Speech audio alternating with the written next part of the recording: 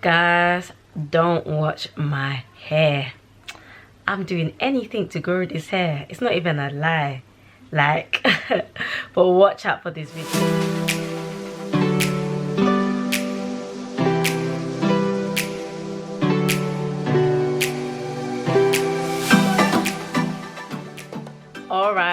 All right, so it is time to get real.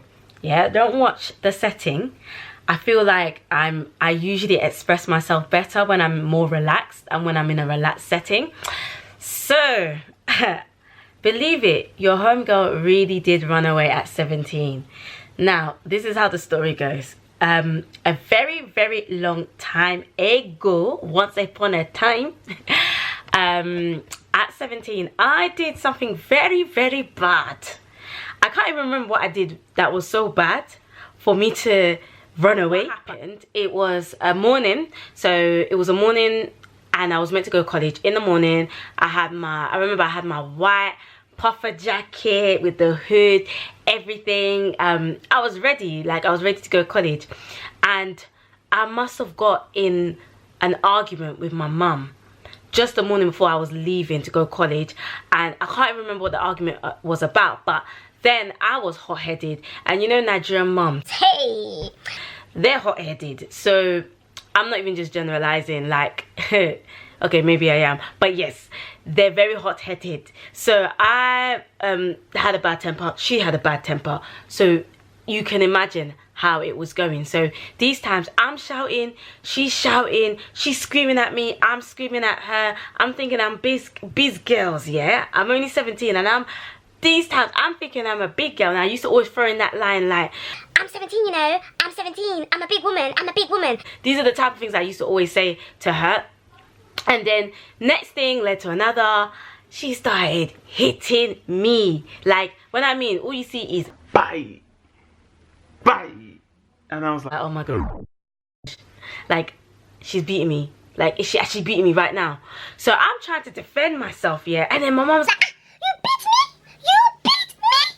These times, oh, in my head I was trying to, like, I was defending myself, but I was also intentionally hoping that I was hurting her at the same time as I was defending myself. Yes, confession. But when she was like, you beat me, I was like, no, I didn't touch you, I'm just trying to defend myself. But in my head I'm hoping, oh, but I hope it hurt you though. So I was, now this time I'm mad, I'm angry. I'm like, no, I can't take this no more. I cannot take it no more. So I think my sister runs down, because she was always the mediator for a lot of our arguments, and she's running down saying, Mom, stop hitting her, stop, I'm like, no, I can't handle this. So I run up the stairs, get like a little bag, pack like my necessities, underwears, socks, just literally, I didn't even pack a lot, but I just packed my necessities. And I remember going to college, and I was crying, and I called one of my friends back then, and I was just like, oh my gosh, this is what's happened to me. I've just been in a big fight with my mom. I'm leaving this house, I have nowhere to stay. And she's just like, oh no, you know what, it's okay, I'll speak to my parents and ask them if you can stay over. So she did that, and her parents was like, yeah, you know what, it's fine, she can stay over. And I was really happy, because I was like, yes, at least I've got somewhere to stay. So I was still bawling, like going college, like crying, and then I got to college, wiped my tears so that nobody can't tell that something went down at home. And like these times in college, like, well, I guess it's every college now, but I had a really little locker, and I was trying to squeeze my bag inside. I was trying to squeeze it, and I managed to squeeze it, locked it, and then I was just continuing college as if it was a normal day. And I saw my friend, the one that I was gonna stay over with, and I was like, oh, you know, it's still okay to stay. And she was like, it's fine. So around lunchtime, I get a phone call. So I get a phone call from my godmother. Shout out to my godmother, I love her to bits. And she's like, Molade, because my name, they skip the O in my name. They don't call me Omalade, they call me Molade.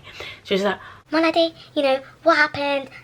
Your mom called me, etc. You know, let's try and sort this out. So I'm like, no, auntie, no, I'm not coming back home. I'm not coming home. I don't want to talk to anybody. And my auntie's like, calm down. I'm just here to sort it out. It's not good to be fighting with your mom. It's not good to fight with your parents. They gave birth. She gave birth to you. So I'm like, So I'm listening now. She's like, okay, just come to the house.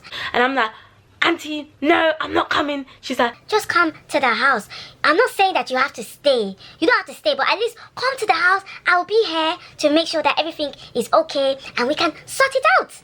So I'm like, okay, auntie, that's fine. But just to let you know, I'm not coming back to that house. I'll come to the house just to talk to you and explain my side of the story and explain everything that happened. But I'm not coming back to the house. So, I think after college, I left. I quickly left, and then I remember I don't know if I was on the 436 or the 136, whatever, and it was so quick for some reason for me to get home. Got home, my heart, as I'm getting to the door, my heart is already beating fast, like really fast, like that scary feeling, like that feeling like, oh my gosh, like you're brave, like you've literally just run away from your house, like you're coming back to your house, like, but you've just run away, like. But anyway, so got in the house now, and all I see is a congregation in that sitting room. Like, I'm like, huh, say what? So I see my godmother, I see my mom, I see my dad, and like it looks like it's gonna be some kind of scary formal meeting, yeah? So I'm like, oh gosh, what have I done? Like, why did I come back home? Only to find out my godmother tricked me. So my godmother now is now like, Malade, what you did is very wrong. What you did is very bad.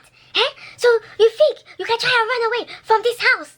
and I'm like, in my mind, I'm like, but you told me that you were gonna come, it's gonna be a peaceful thing, you had to sort it out, not for you to come now and tell me off, yeah? So she's like, knee down. And I'm like, huh? I'm like, what? She's like, knee down. So I knee down now, and she's like, apologize to your parents. Apologize to your parents. So I'm like, hi, what have I put myself in? So now you got me bawling, like I'm proper crying, tears are rolling down my face, I'm proper crying. And then I'm like, embarrassingly, I'm like having to say, sorry mom, sorry dad, I'm sorry. Like I literally had, like, when you have no escape, like the way I escaped that morning to run away, there, me kneeling down, there was no escape. My godmother was now there, my mom was now there, my dad was now there, and it was like, I'm gonna say it was like prison, yeah? And I was just like, this is so embarrassing. I can't believe I'm on my knees, kneeling down, apologizing. Hey, I'm telling you guys, living in an African household, especially Nigerian household, it wasn't easy. You think you can get away with things. You think you can try and do things the westernized way. But back then, it doesn't work. It did not work. Crocodile tears did not work. So yeah, I had to end up saying sorry. I had to end up kneeling down. I had to end up begging for forgiveness. And that is how the story goes. 17, ran away, and ended up coming back home anyway. So where was my escape?